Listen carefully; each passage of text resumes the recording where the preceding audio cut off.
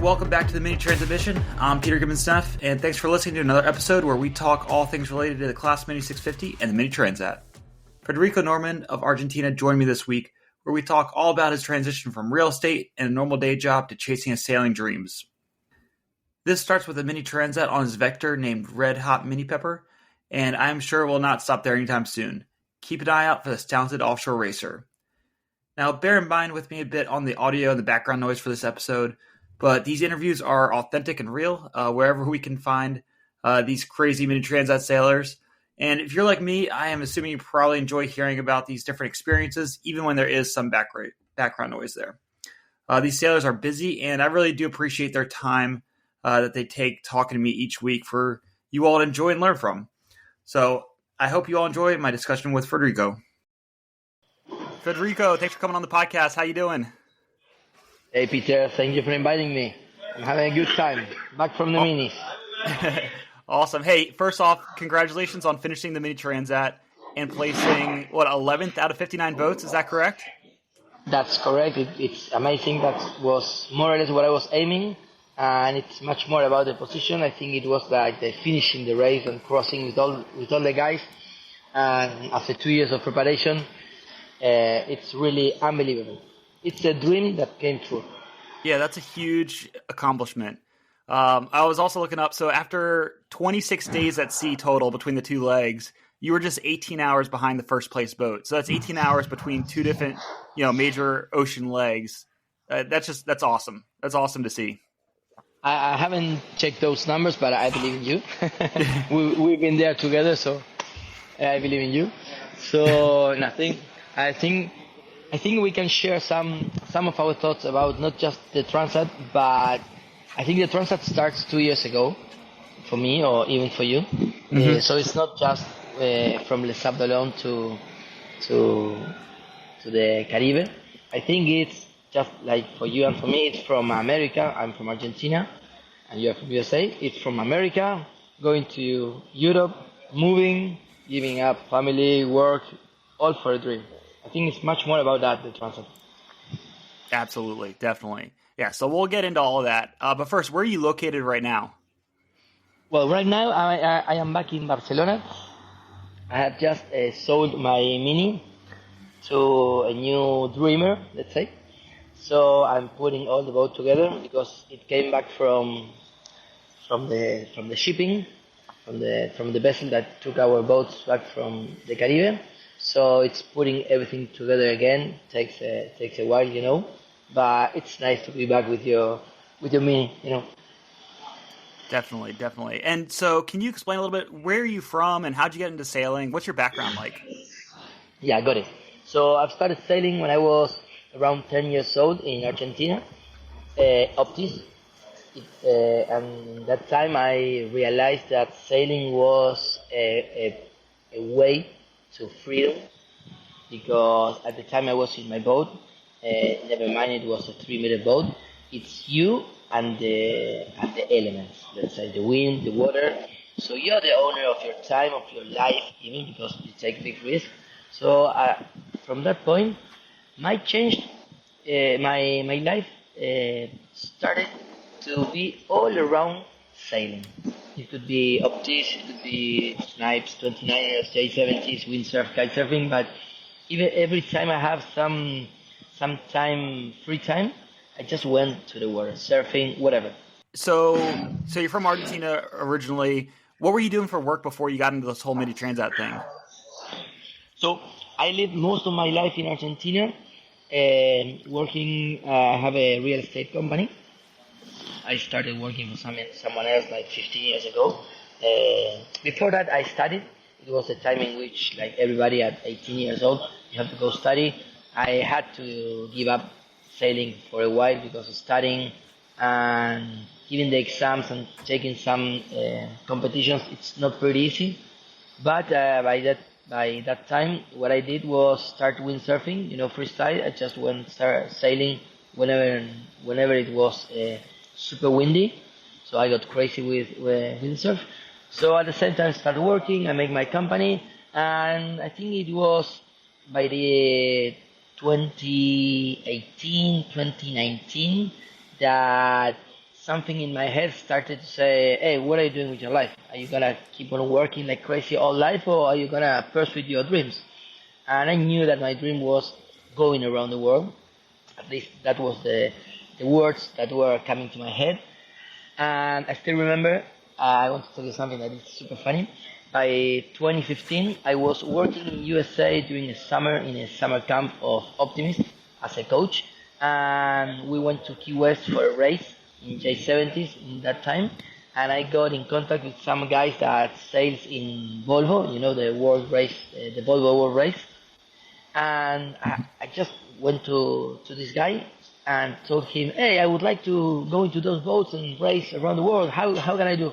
So the guy told me, yeah, you can just come to our team and have an appointment as far as you have offshore, how to say? Like experience? Experience, yes. You have to be 90 kilos you will be in. So, you know me, I'm 70 kilos as far. I've never sailed in the ocean offshore. So I realized that for going around the world, that was my dream. I have to go step by step. So I started to think about how to sail offshore to get my own experience without without having to ask, please and beg to some teams of maybe small races. So that was the time in which the minis jumped back to my mind, because when I was young, I read something about the minis and I was pretty amused by those guys that were just crossing the ocean alone with no connection in a super small boat. So that's what I did. I started reading. There's no much literature, books and that stuff about the minis. But I found a really interesting book from, it came to my mind the name of this guy, of the sailor. And when I read that book, I said, okay, I have to go to the mini. And from that point, I started to put all the things of my life, trying to get them into the possibility of giving everything away for some years. That was my program, and just focus on the mini. Actually, I did a company, my real estate company. Is very funny. The name is NM Capital. And besides my partner thinks that the N and the M are because of our surnames. My surname is Norman and his surname is Martinez. I knew for myself that it was because I knew that with this company I was going to gain the nautical miles I need for getting into the Transat. So That's great. But don't tell anybody that. It was a secret. So that's what I did, and during the pandemic, I realized that we might die because of getting a cold, you know, for such a stupid health illness. I don't want to be get no respect for those people who have a good time, but what I mean, we can die so fast in this life. So I said, okay, it's now. So I jumped into the minis. I got in contact with the Uruguayan sailor Federico who already did a Transat during the 20 or 21 campaign. And I told him, hey, how do I go into the Transat? Just give everything, he told me, give everything you're doing, move to Europe and buy a boat and start sailing. So that's what I did. Yeah, so before you got your boat, did you sail in any other minis, and how was that for you? Well, that's a pretty good question, because the time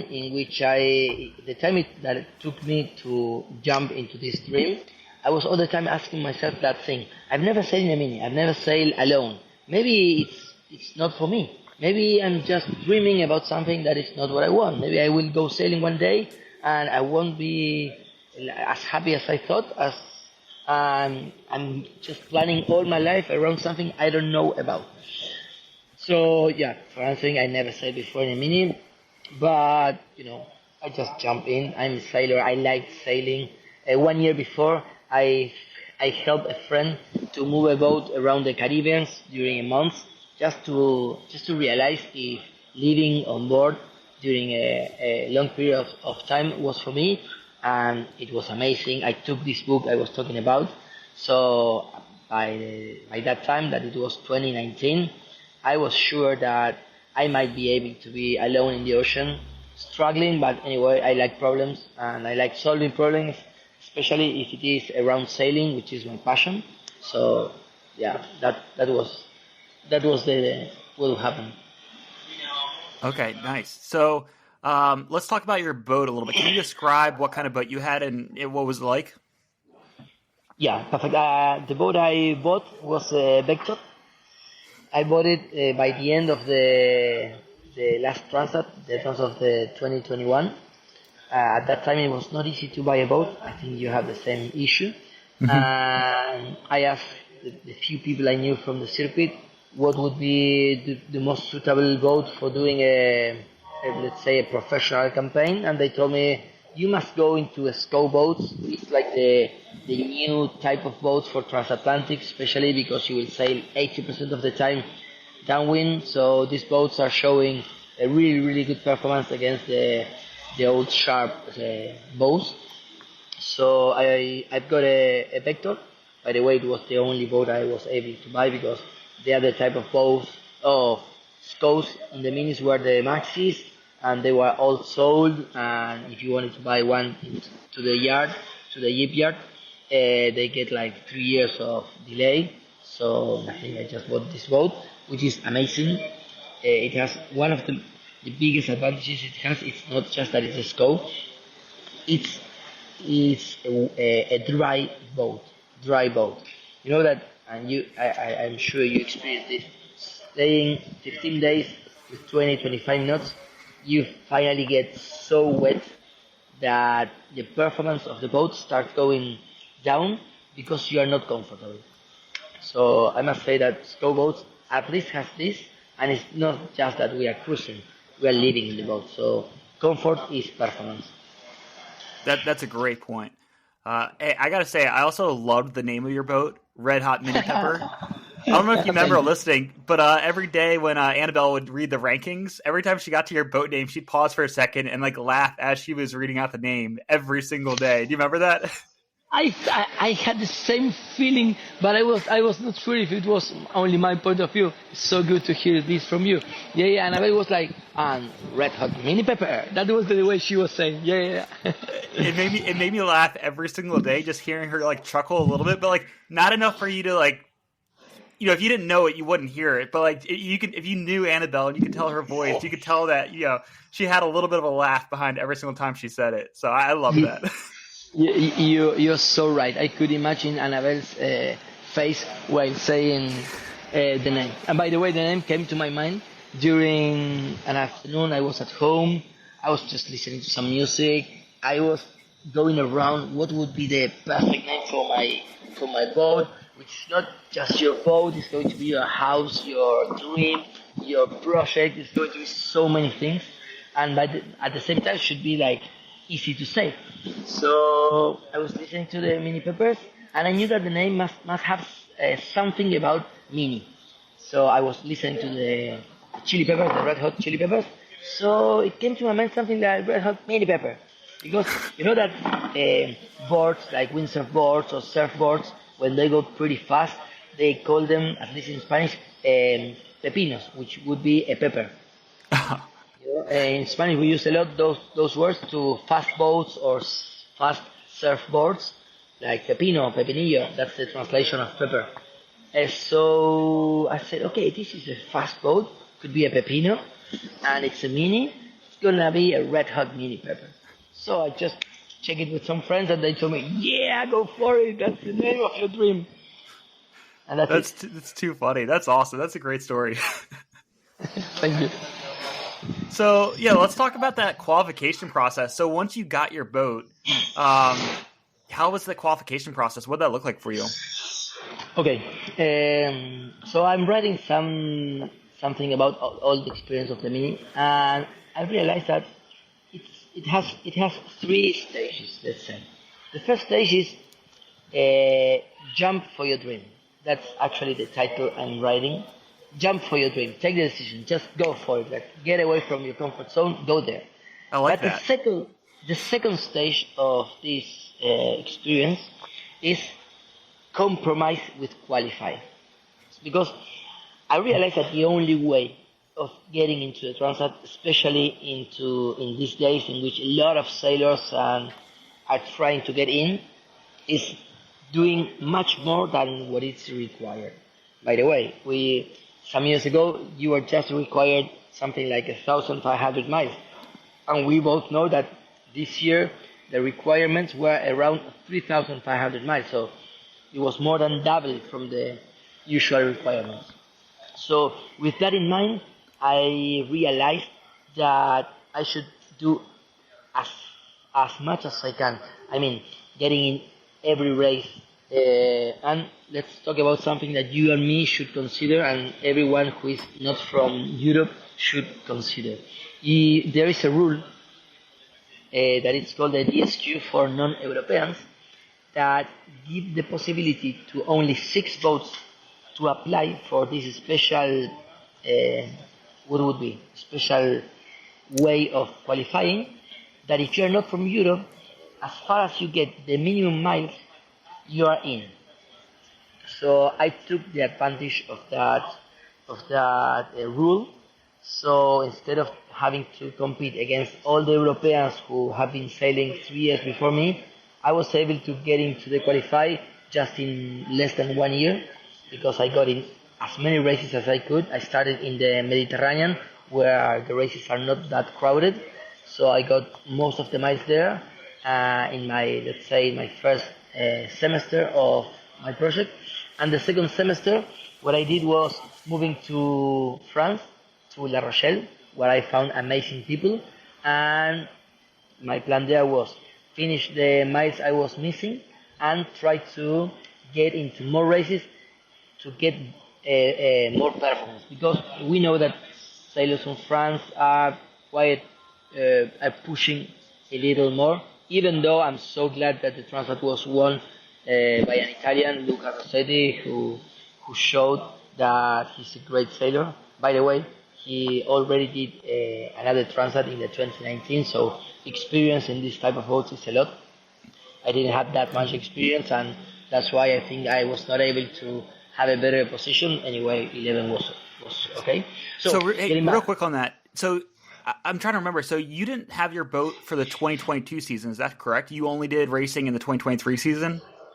I just did 2 races in the 2022 because I got my boat in August, and in the Med there was a race in August and another one in September.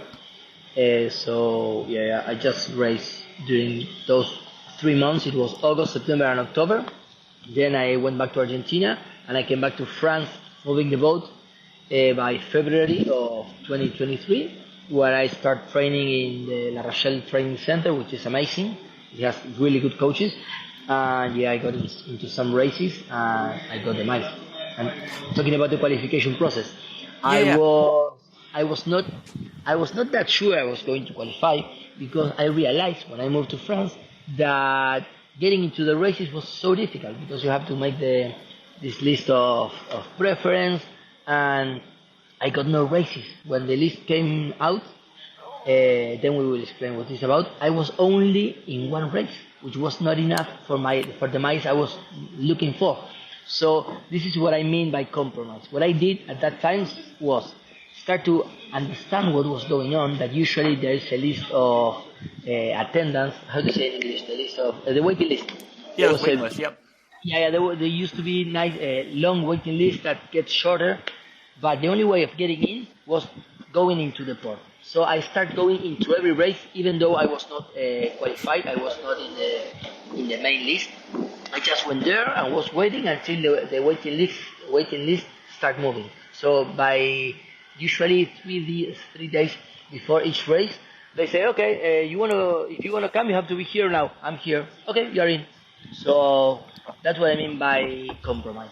I was like just sailing around the Atlantic from one city to another city, trying to get into the races, even though in some of them I was kicked out. In other ones I was in, and that was the way of getting in.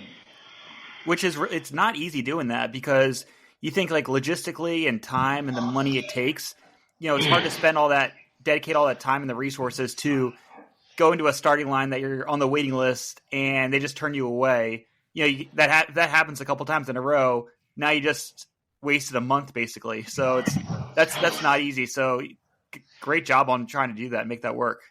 Well, you said wasting a month. I would like to change that words, especially if potential sailors wants to get into this project. I took them in a different way. First of all, sailing from one city to another city, even though it was 200 or 300 miles each way, it was training for me. I just put everything in the boat like a race. So I pushed myself. I didn't sleep. I mean, I took my naps, but I was like in a race mode. Every time I was doing logistics from one port to another one. Then I learned, because each time I went to some new port, I get in contact with sailors and with their sails, and I asked them what was everything about, because I was pretty new, just like you. I was super new in the game, so there were a lot of things that I didn't understand. So even though I didn't get into some races, I was able to get in contact and get super important info. So I didn't spend that time for nothing. I'm sure it was okay. And I learned how to live in the boat, because those months in which I was sailing from one city to another city, I was living in the Mini. And you know, the Transat is just about living in the Mini during 1 month, eating shit food and that thing. So. No, those are all great points. Yeah, great correction, because you're right. It's not wasting a month. I absolutely agree with what you're saying. So I think it's just hard time and money-wise. But, yeah, if you can make the best of it, it's great training, though, definitely. Let's be honest on something else. I had a lot of bad moments. I might sound positive now, and I try usually in my life to be positive. But those who knows me close, like my best friends and my family, they know how hard it's been during a lot of times. So you have to get ready for that. Life is not just fun and being happy. It's tough. Some moments it's not as you plan. Just go for it. I mean, what's the word in English? Just try to pass through.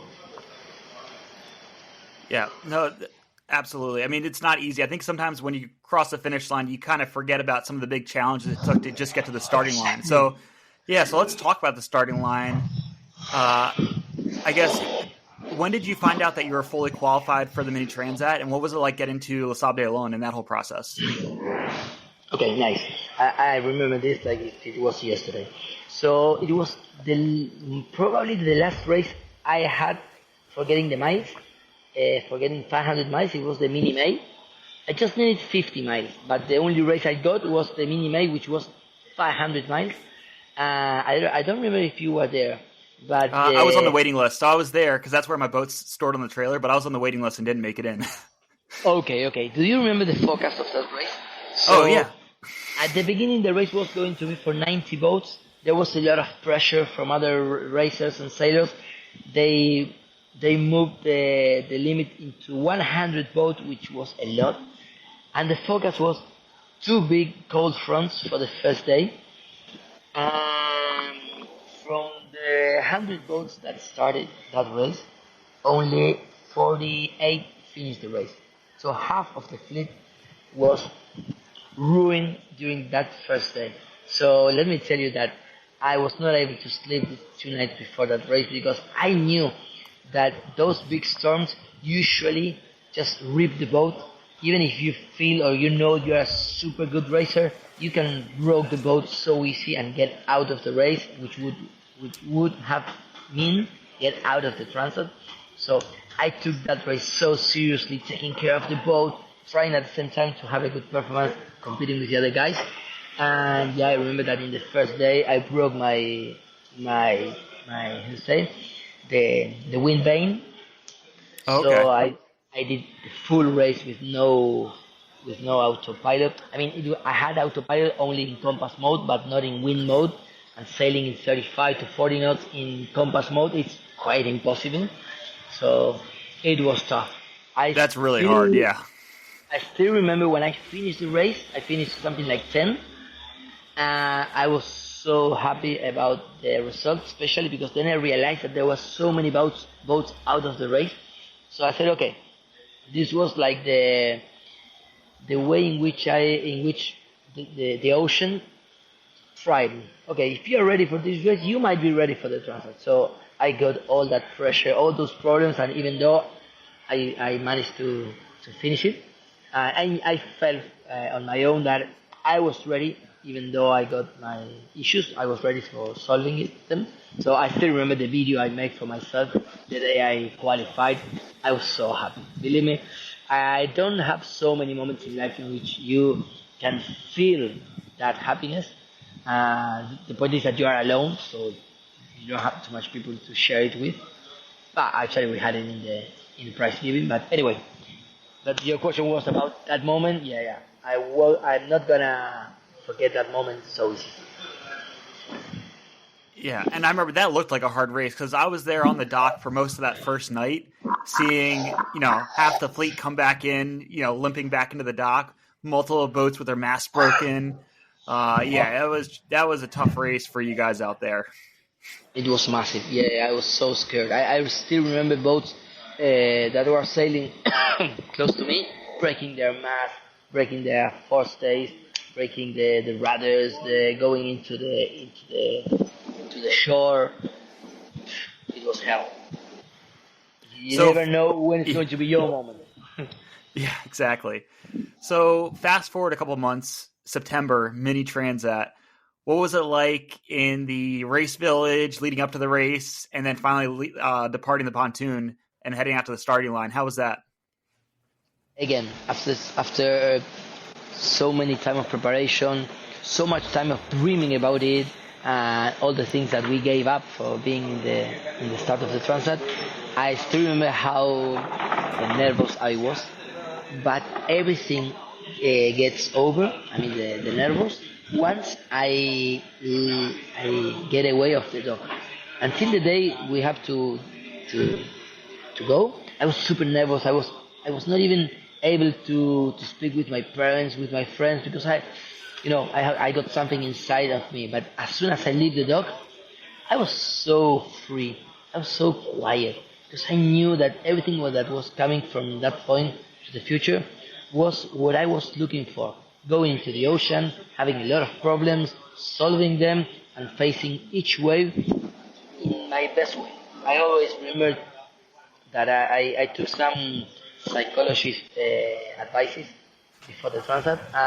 Everything was about take care of yourself, love yourself, be proud of what you're doing, and it doesn't care the result. Actually, even if you win, no one is gonna remember you that much. The only one who's going to remember your experience, it's you. So forget about the result, forget about the good ones, the bad ones. Just go and live your dream, wave by wave, and that's what I did. I cried. I did a lot of things. Obviously, it's not easy, but I enjoyed every mile. So, speaking on that, enjoying every mile, did you enjoy those couple miles off the approaching Cape Finisterre, going around northwest Spain when that big front came in? Do you also enjoy those miles, beating up wind and heavy air? You just went into a fragile point. That was the worst part for me in the Transat, but it was not the cold front. It was that one day before I was something like 10 or 12 in the ranking. I take some stupid decision because I was pretty tired to get a little closer to the coast, just to get away from the big waves from that front. And suddenly I got off from the wind, and it was unbelievable. I was able to see the fleet just going over me so easy, and I didn't have any chance of getting back nor going forward.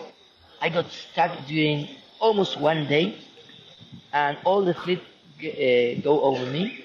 And I said, okay, I'm done, because usually in these races, once you go around Cap Finisterre, then it's like a toboggan, You start going faster to the south, up to Canary Islands, and it's almost impossible to catch them up again. Yeah, it's gotta be so frustrating to watch the fleet sail by like that. It was so frustrating. So, but something happening to me, which was one of the biggest learns from this race. I realized that you have to release, not release, try to relax. So I start crying. I say, okay, I don't care. Never mind. I'm 50. I will try to be 49. And then if I get 49, I will push to be 48. Because my race is here. It's not in the front. It's here. So be your best version right now. I remember I throw away. I didn't eat during one day, but even though I throw away whatever I had inside my stomach, I cried a lot. And from that point, I could feel a super big change. And I started feeling myself, the race, the ocean, the wind, as if I was like in a kind of fourth dimension. And from that on, I started just having fun, putting music, even dancing in the boat, chatting with the people that was around me. And after 2 days, I was back in the game, 9 in the ranking. So never give up. I mean, never give up, because at least you have to enjoy the moment. Those results will come. Yeah, I got to say, whatever you did definitely worked, because you ended up passing a lot of boats and getting back up towards the front of the fleet. So great work on that.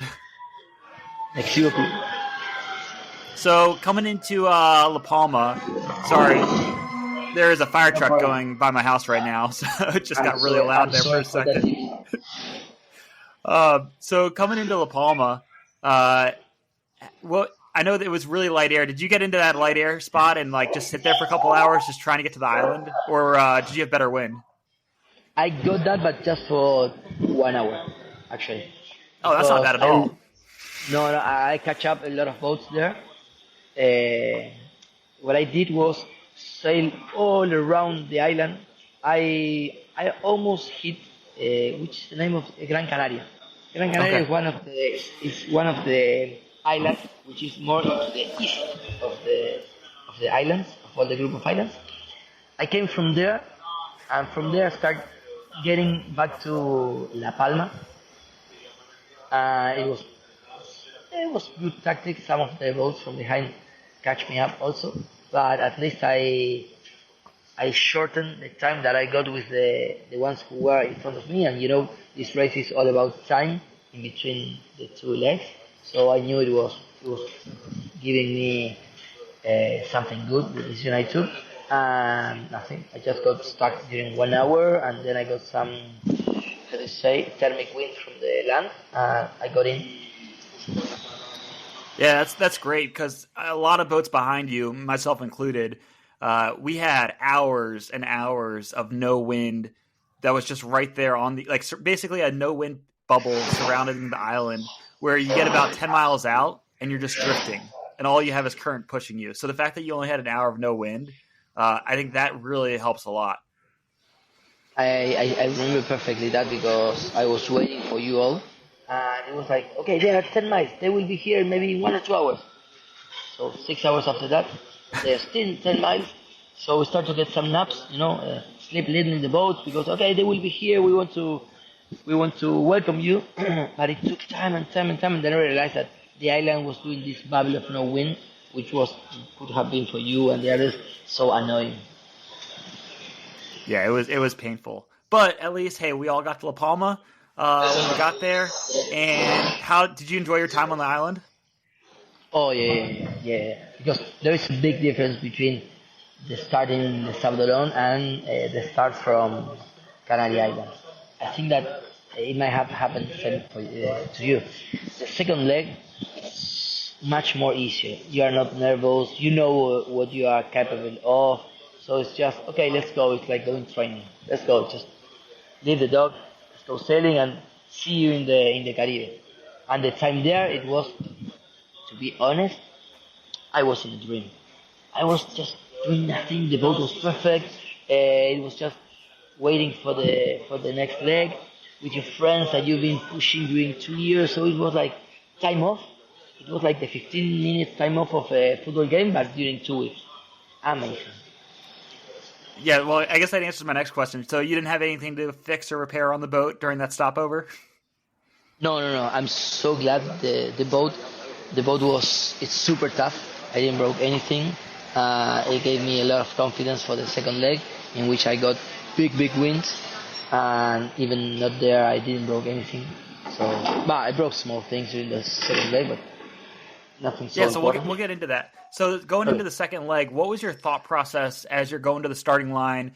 I guess thought process in terms of like being prepared, but then also tactically and navigating and managing yourself. And what was your thought process going into that start?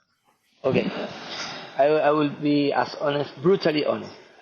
It was the first time that I didn't have a real plan because it was so difficult to decide where to go. As you remember, we had no wind. The south option was the less advantage.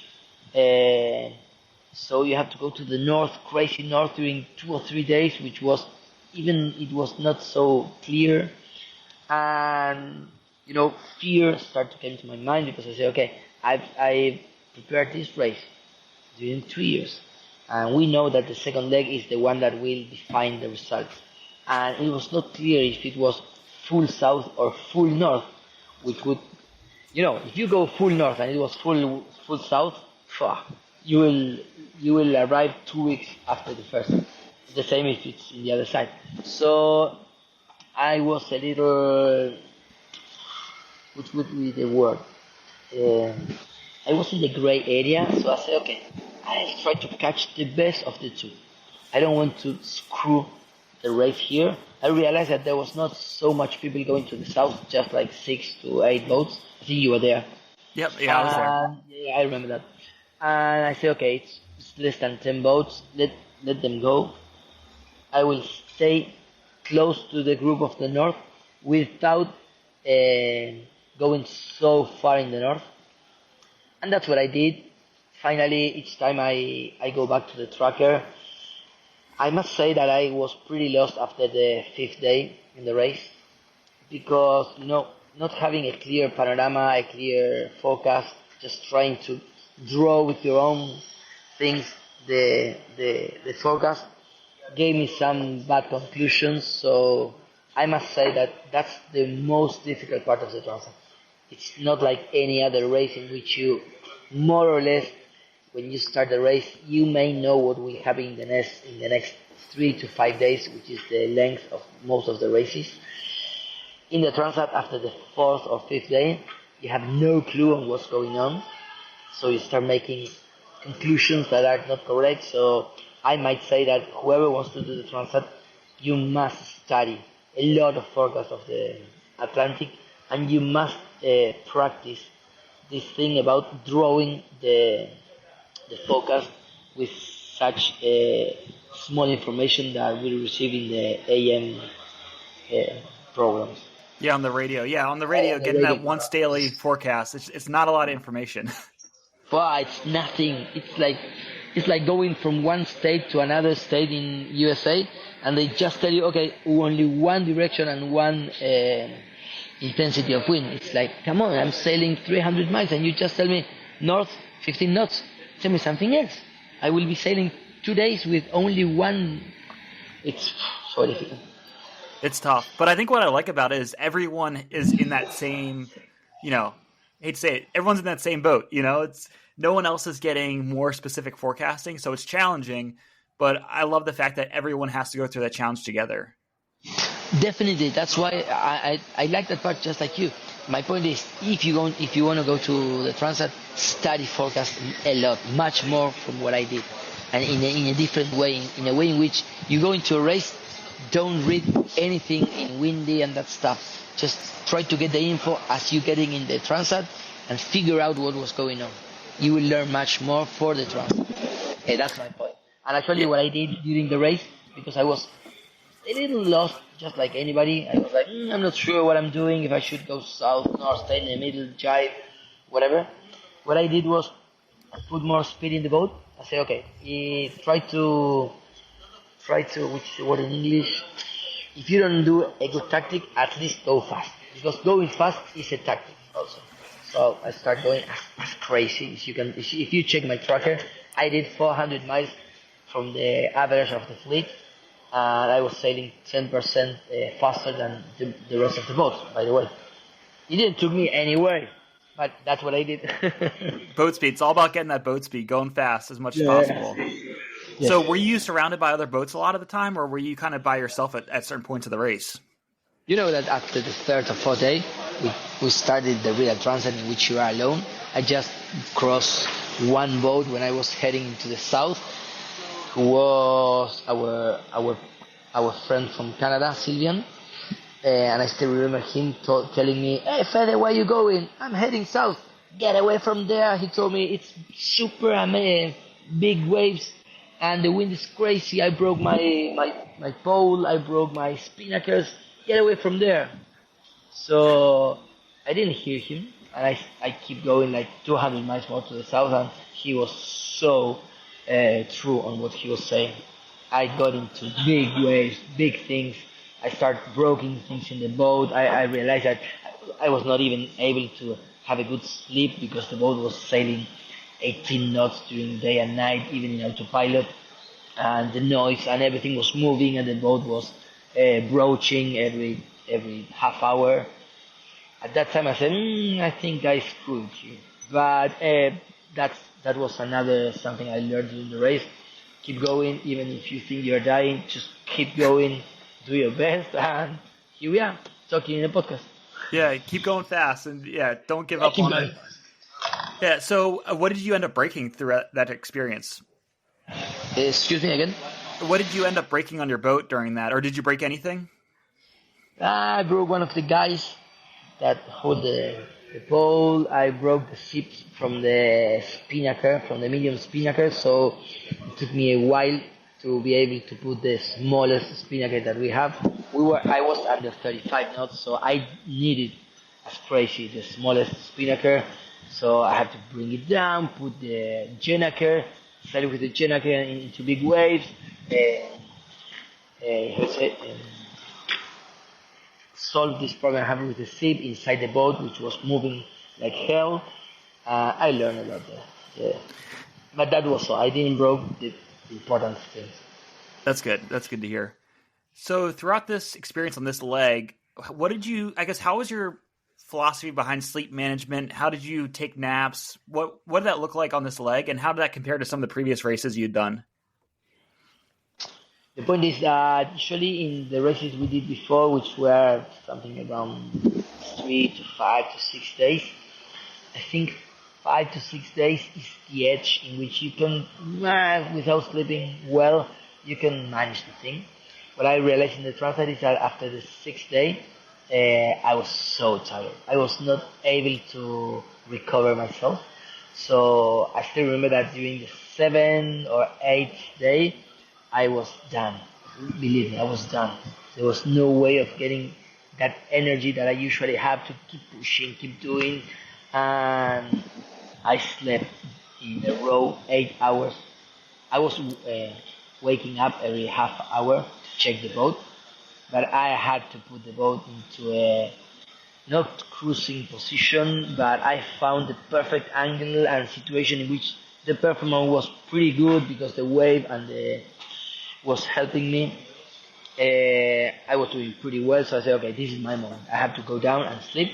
What I did wrong was that I didn't go up to check if I was going to crash into a boat or something, but my experience was that in the days before, I was just sailing alone. Nothing was there because, in the ocean, there's not more than flying fishes and blue skies. So I said, okay, let's play a little with the statistics that there's nothing out there.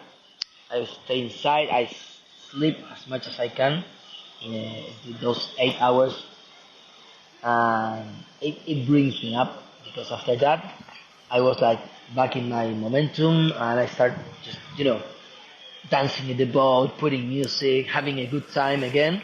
Even though there was one more week of race, so yeah, I think everybody has these down moments. So. Yeah, absolutely. I think a lot of people hit that at a certain point, whether it's 3 days, 5 days, 10 days. There's going to be a point where you just hit that wall and you just need to really just reset and recover. So I'm pretty sure everyone hits that point at some point. We are humans. I'm not an athlete, so I'm an amateur. So I guess we have to face it. And then, in addition to the sleep, how did you? What did you do for food, and how was that for you? Did you have enough nutrition when you were on the boat, and did you eat enough, or did you lose a lot of weight? How was your experience with food? I lose some weight, definitely. I lose maybe 4 to 5 kilos, which is not that bad. I didn't have any issue with food. I ate a lot, as many times as I want. I I I do. I mean, I ate more sweet things than salt things, like avena, like almonds, and what else? Those things. No, nothing. Eating was not an issue for me. I took a lot of food and I ate it all. That's good. Yeah. It's always nice to be able to snack on things throughout the day. Yeah, yeah, I was snacking all day. Yeah, and it's good. It helps, give you energy and keep your energy levels up. Absolutely. It's not just that; it's the only pleasure we have in the boat.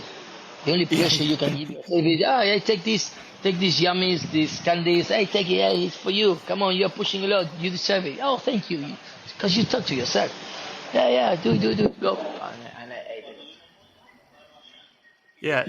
So when you started approaching the finish line, coming across the ocean, when did you start seeing more boats, and what was the weather conditions like coming as you approached Guadalupe? In the last 2 days is the moment in which all the fleet that was pretty spread start to get closer because we are all aiming the finish line. Yeah, that part was funny, also was interesting because you start pushing against the other boats which you are able to see them in the AES at least, so you're trying to get their speed to go over them, even though it's more or less the same to finish 5 minutes before or 5 minutes after.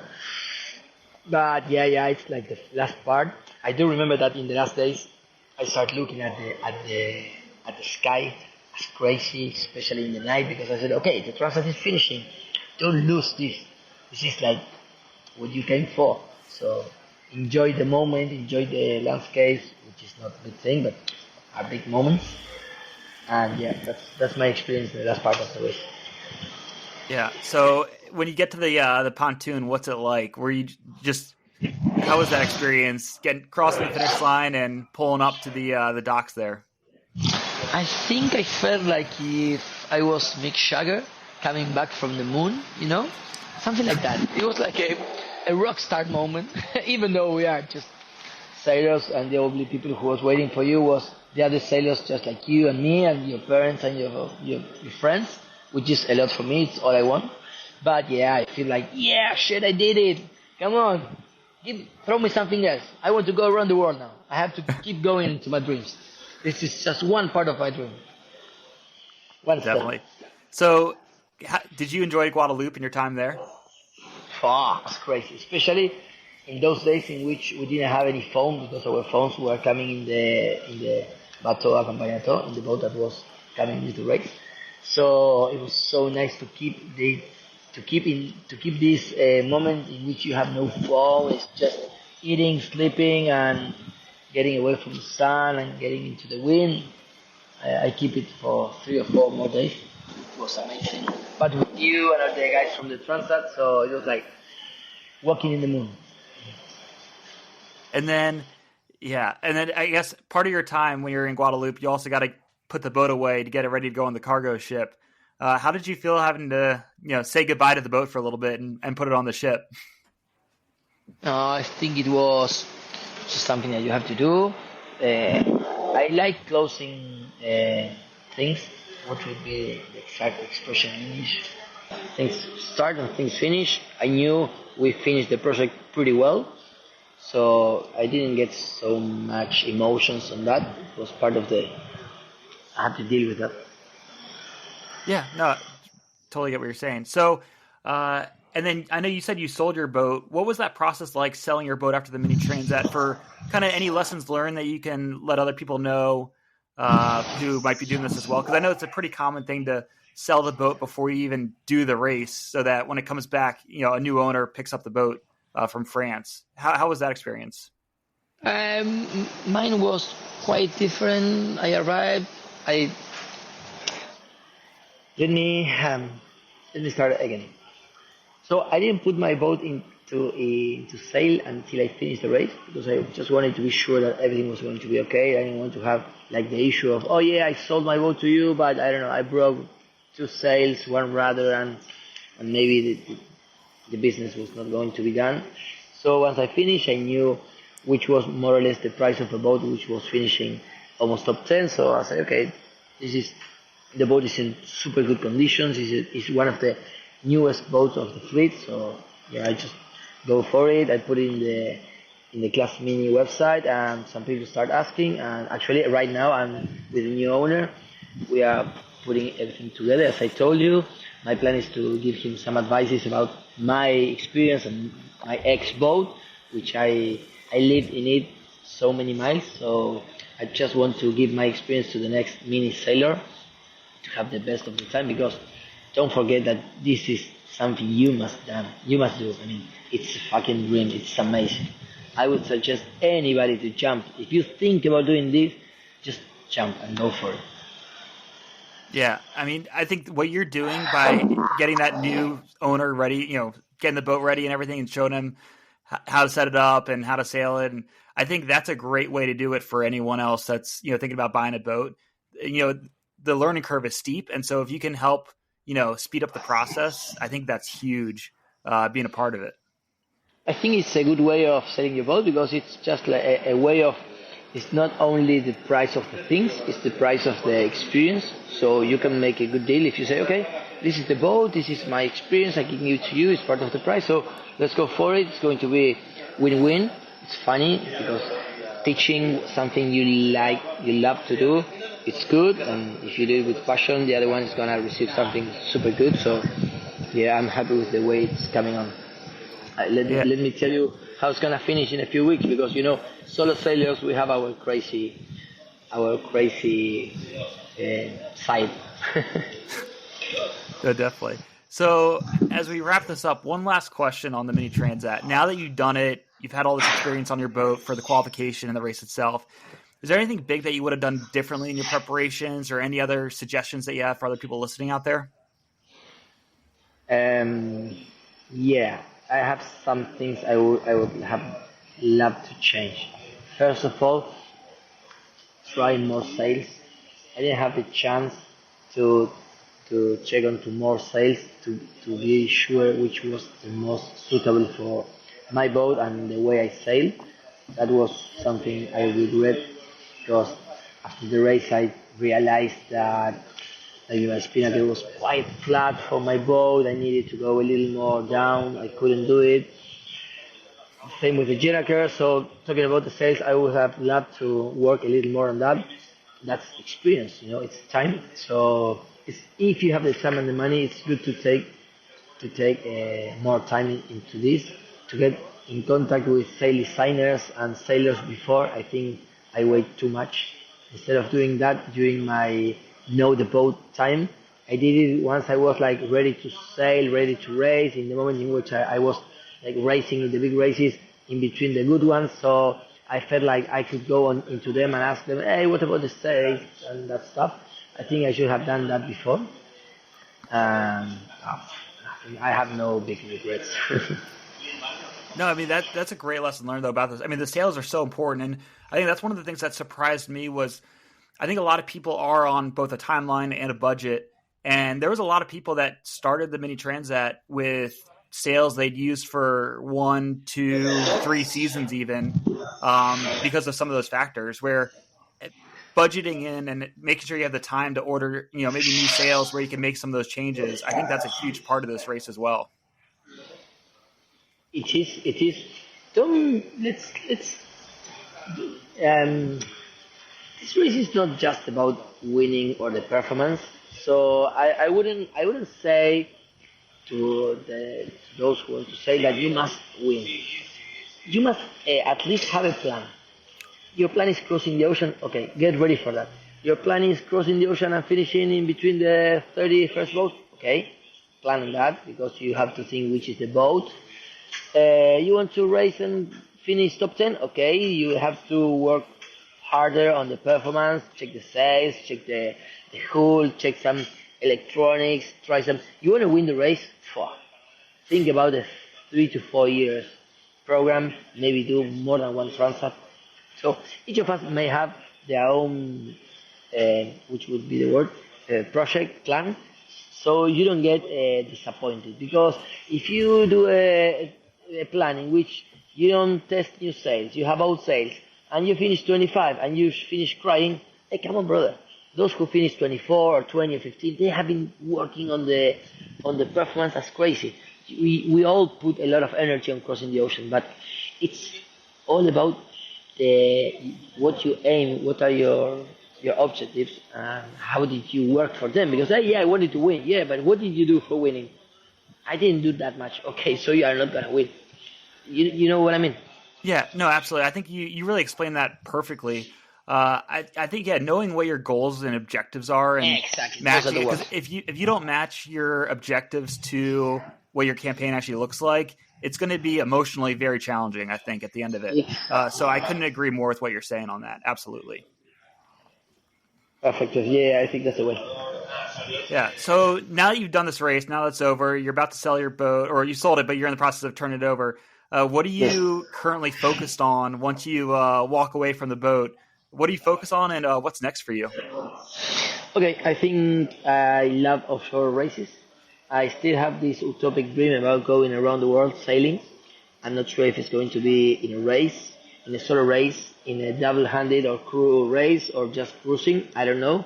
But anyway, I want to stay close to the circuit, let's say, because that's why I came back to Europe, to Spain, to France, to be back in the game, listening for some opportunities. Maybe someone tell you, okay, there's a delivery, you want to come? Yes, I go with you. Then that guy tell you, oh, I know, I like the way you say, would you like to go into this? Oh yeah, I go with you. And you have to push a little to the luck. That's what I usually say in Spanish, push the luck. It's not just, oh, you're so lucky. And I'm not that lucky.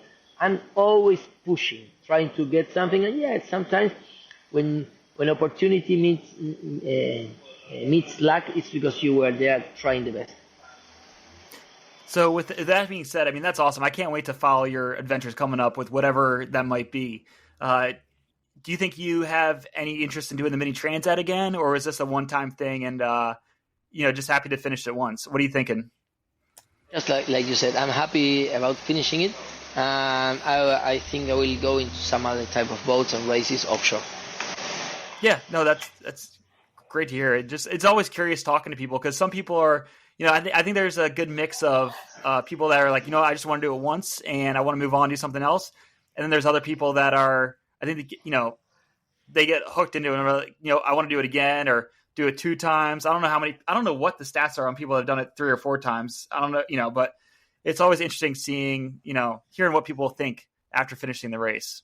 So I admire all decisions, those who go back to their works, those who keep trying to win the Transat, to keep in the circuit. I'm okay with all of them. I'm sure I have a lot to learn from them. And by the way, I'm wishing to see you and all the guys from the Mini again. I don't care if it is racing or just in someone's, I don't know, birthday party, whatever. I want to keep in touch with all of you. I'm running out of energy. Sorry. Yeah.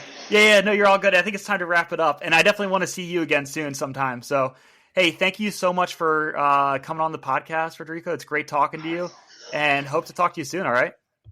Congratulations for this great idea you have. Willing to hear some more experiences from the other guys, and willing to see you soon. So nothing. Big hug for you, your girlfriend, and your people, and keep sailing, brother. All right. Thanks. Talk to you later. See ya. Bye-bye. Well, that's it for episode number 17. Make sure to sign up for my email updates, pgnoceanracing.com. You can still support this campaign, and donations do really help. This mission is not yet over. You can donate through uspatriotsailing.org for those tax-deductible donations, or through my GoFundMe page, and you can find both those through my own website. Wherever you listen to this podcast, please hit the follow button and also leave a review. And then don't forget to follow on social media, Facebook, Instagram, YouTube. Look for that at PGN Ocean Racing. And finally, let me know what you want to hear about, or if you have any questions, my email address is in the show notes. Thank you, everyone, for listening to the Mini Transat Mission.